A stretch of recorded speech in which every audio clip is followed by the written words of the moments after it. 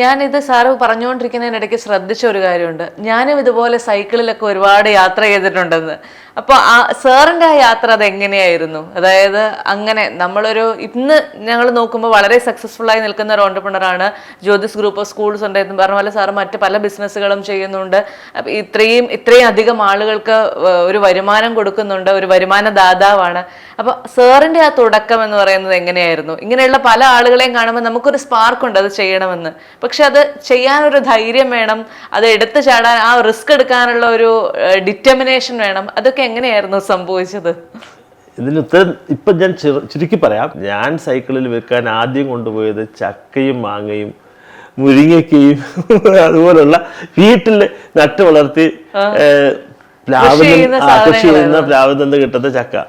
ആ ചക്ക എന്ന് പറയുന്നത് സാധാരണ അന്നൊക്കെ യഥാർത്ഥത്തിൽ എൻ്റെ അമ്മ, ഞങ്ങൾ 8 മക്കൾ, അപ്പൊ ഈ 8 മക്കളെ ഉൾപ്പെടെ എല്ലാരെയും തീറ്റണ്ടേ,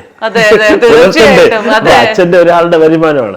ഈ 8 പേര് ഞങ്ങളിൽ 3-4 വയസ്സിന്റെ പ്രായ വ്യത്യാസമേ ഉള്ളൂ. സ്കൂളിലോ അല്ലെങ്കിൽ കോളേജിലോ പഠിച്ചുകൊണ്ടിരിക്കുകയാണ്. ആരും വരുമാനമില്ല.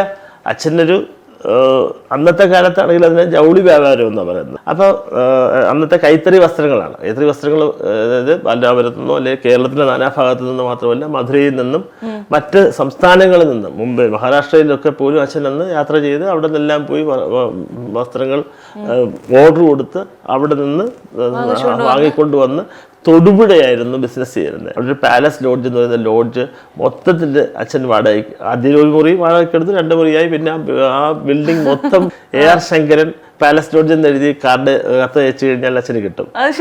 അങ്ങനെയായിരുന്നു.